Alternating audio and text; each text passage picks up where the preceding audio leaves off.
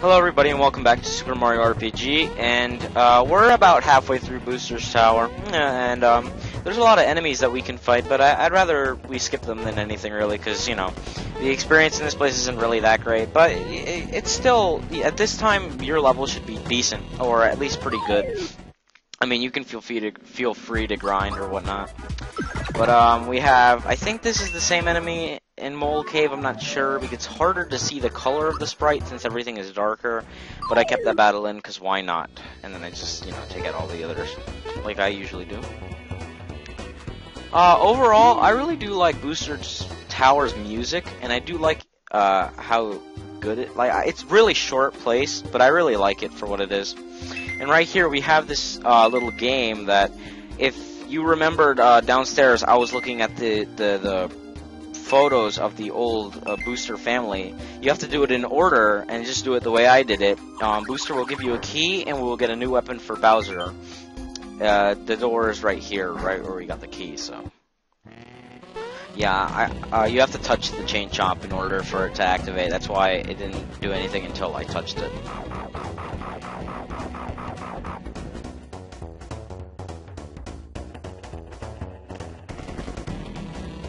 She's a bit shy. Look the other way, will you? This part was really weird. I don't get it. But anyways, we got a new weapon for Bowser, a Chomp. Pretty much, Bowser spins the Chomp, and then he throws it at the enemy, and you have to do the timed hit when the Chomp, like a second before it hits the enemy or so, but that's pretty much all it is.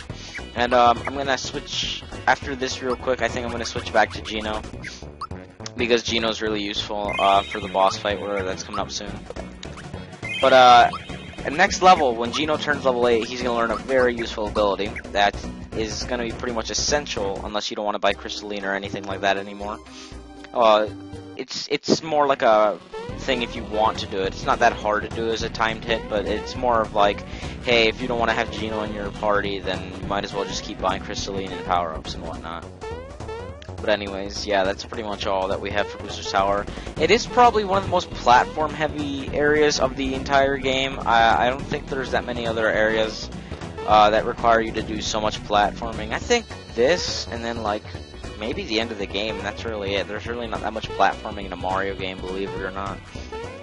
But, yeah, because the other RPGs do have a lot more platforming, except for the Paper Mario ones. Those don't really have any platforming, or if for the ones they do, they barely have any, and when they do, it's really annoying. But anyways, we have these guys, and they have a couple of moves, and they do a pretty big amount of damage. As you saw, they just did like 30 something to Bowser, and they can really mess up your stuff, but they have low defense and low...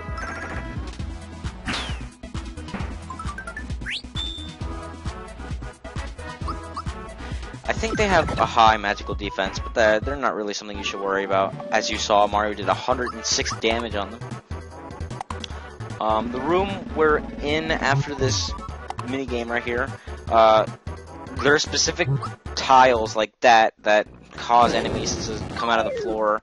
If you step in the wrong spot, then enemies come out of the floor. Thankfully, I'm cutting out all the battles, because it would get really annoying to see, because before, you just saw me fight the guy, and then I took one step, and then the guy just came out, and it's like, that's really annoying, so you don't want to do that. And I'm not sure if the Trail of Coins, like, doesn't have a pair of enemies, because I just went up to the, like, the Path of Coins, and I still got attacked, so I don't know what's up with that. But those guys really do a lot of damage, as you see. I barely have any HP for any of my characters at the moment. This is one of the times when using Mallow's HP Rain is really useful, you know, in case you're running out of like mushrooms and whatever. That's pretty important to use Mallow's HP Rain.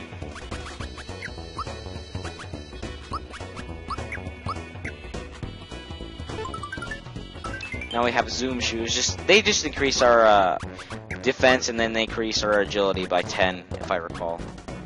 But they're pretty good if you have like a slow character, so I'd recommend putting them on like Geno or Bowser or something. Yeah, don't think that, oh, we can just get more Chain Chomps. These are actual enemies in the game. Chain Chomps have a high defense, I think, and Jesters cast like magic stuff. Like that. Other than that, the enemies in Booster's Tower, not really that big of a threat. Some of them do a lot of damage, and some of them do a decent amount of damage, but the only ones that are a really big problem are like the blue fire guys, and I guess I would say the Jesters, but there's really not that many times where you're going to see them. You can pretty much skip every fight in Booster's Tower, actually, so it's not that big of a deal.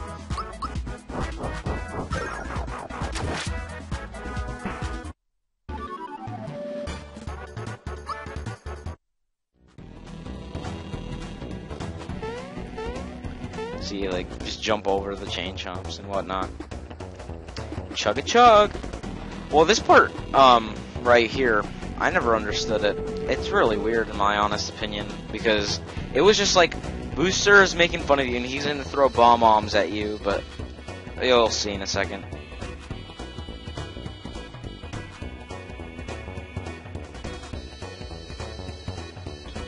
See, like, you just go behind this wall, but you can just leave the room if you wanted to, and the bomb-bombs never explode either.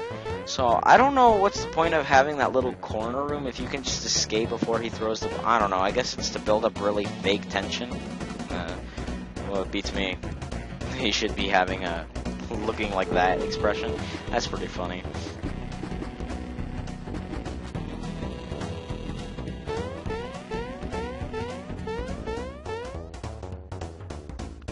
But we're coming to a close when it comes to Booster's Tower now.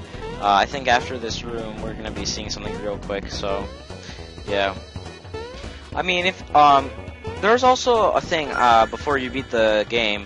There's a secret boss from Final Fantasy game, and if you want me to do it, guys, and I'll be happily able to record the secret boss. It's very difficult. It's not very difficult, but it's pretty difficult. And if you want me to do it, I'll do it.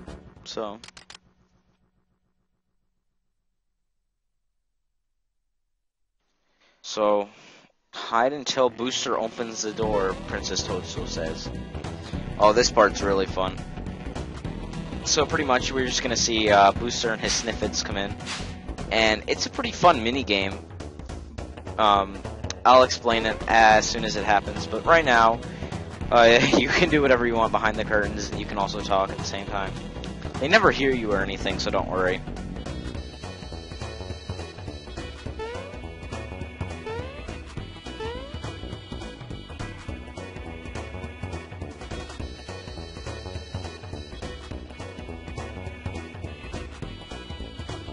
Drink, punch, eat cake. Sounds like a pretty good rehearsal, or not rehearsal, but sounds like a pretty good wedding to me. So pretty much Booster's trying to make the Snifits reenact the wedding for him, and like he says we gotta have Mario to interrupt us and whatnot.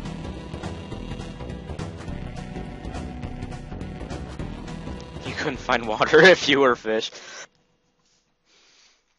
Alright, so pretty much the minigame is like that. The Snifit opens the curtain and just make sure you're not in the curtain the Snifit is at.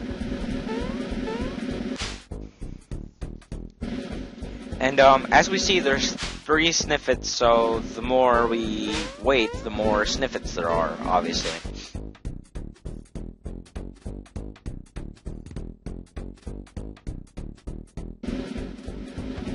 See 2 Snifits now? I think, personally, I think it's harder with 2 Snifits because mainly with 2 Snifits you have only 2 curtains to hide behind and you never know which way the 2 Snifits can go, but with 3 you know which way it's going to go because it's 3 obviously. But as you saw earlier, they can like jump over each other and stuff, so that's what makes it kind of tricky. So like I think it's really easy when there's 3 Snifits, see, because you know there's only 1 curtain, and you're always gonna make it on time if you go fast enough, you know.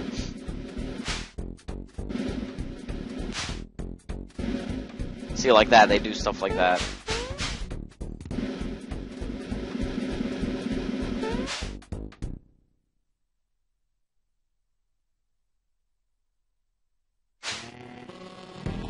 And he finds, I found the Mario doll! And he doesn't even recognize Mario's existence.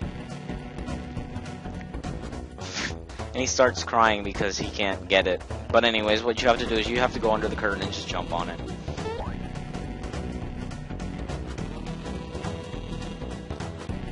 Thank you for so kind. You're like, really?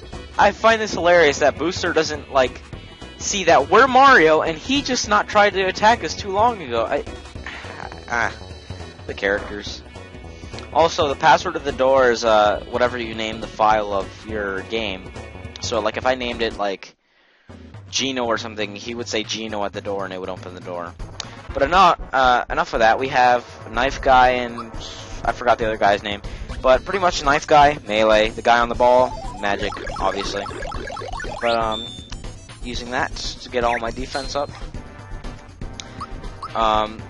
But you know what's pretty good about this fight is that these guys aren't hard.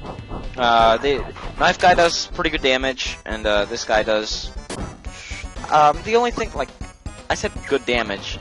I meant, like, they can mess you up, because Gino has a low defense, and if Gino's knocked out, then Bowser can handle it.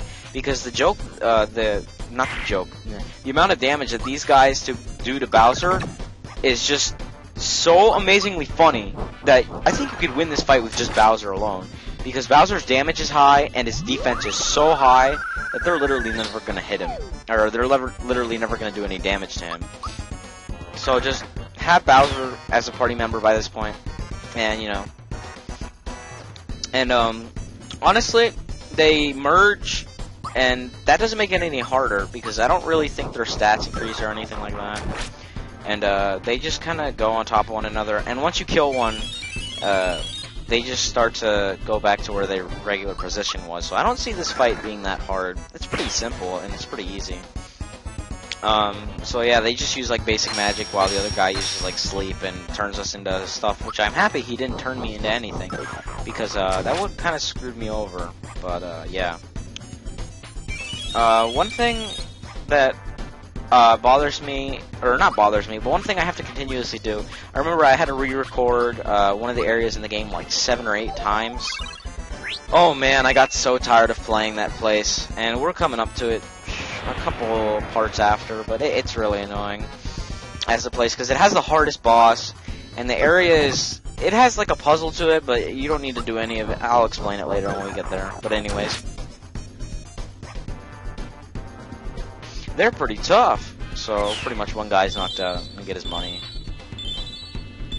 Yeah, see, like, physical attacks from a magic guy? What a joke.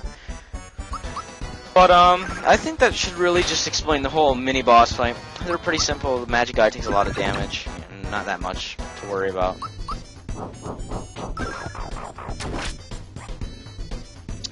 Great Guy. What a weird name. But, I think one of the problems I have with this, like, game is, like, because you can, there's a lot of times in the game where you fight, like, 2 or more than 1 guys at once, and you have to attack, like, multiple parts or something. And sometimes the enemies just have way too much health, and sometimes it just feels like it drags on, and it just becomes like a nuisance to keep on fighting. Because honestly, you're like, wait, I just did over like 300 damage, why doesn't he die already? It's really annoying to keep on fighting him, you know.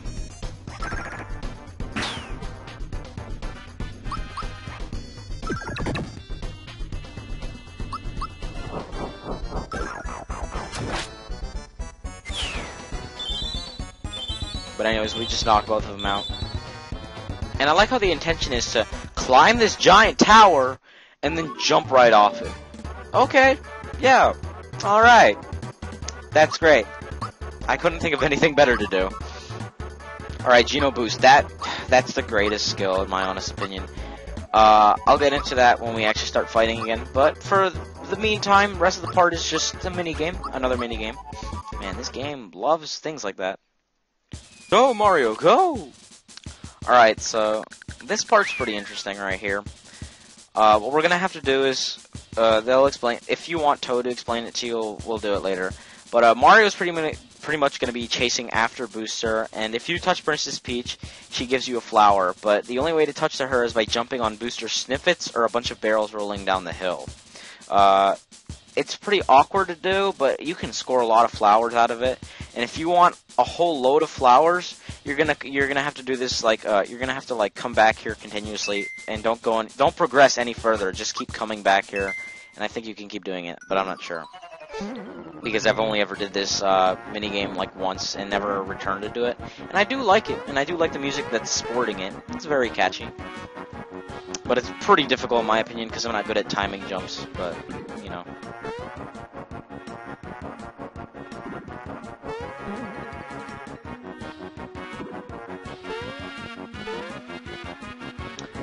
By any means, I try to do my best when it comes to this, or at least somewhat my best when it comes to this commentary. I wouldn't consider myself a professional by any means.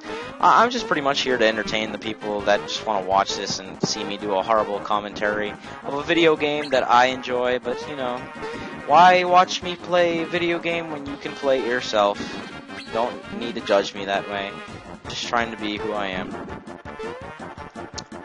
So yeah, the minigame is not too long, and it gets pretty confusing since the Snifits also move up at you, and there's like multiple times where they can run into you or a barrel off screens you, but that rarely ever happens. But I think we're coming to an end soon.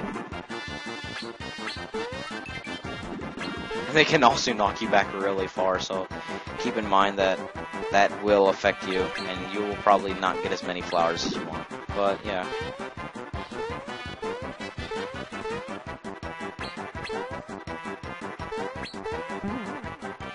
I do like how the background moves. Yeah. I could have sworn I just saw a cloud going up instead of down, but that might just be my mind playing tricks on me.